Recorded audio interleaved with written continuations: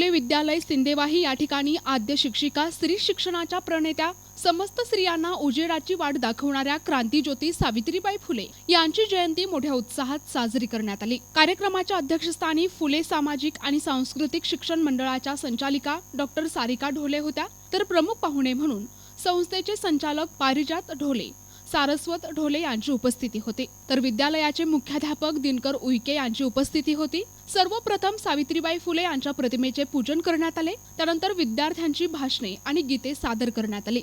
मीनाक्षी मडावी हिने मी सावित्रीबाई बोलते हे एकपात्री नाटक सादर केले।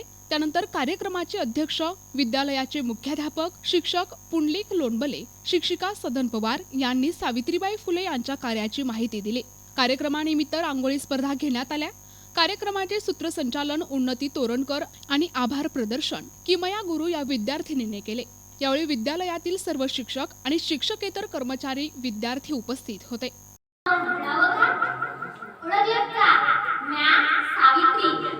सावित्री ज्योतिराव फुले सातारा जिल्ह्यातील खंडाळा तालुक्यातील नायगावच्या खंडोली निवासी पाटलांची मी कन्या। अवघ्या 90 वर्षी ज्योतिराव फुले नावाच्या माणसाशी माझं लग्न झालं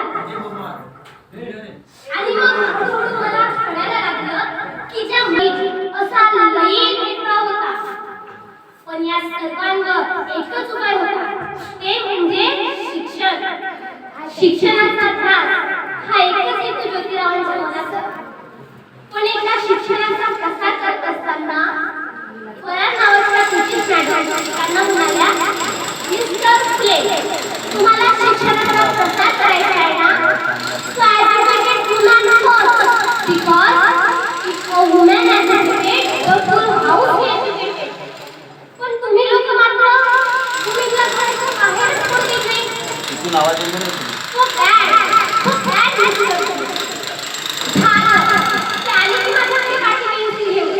मला म्हणाले, सावित्री आता पुण्यात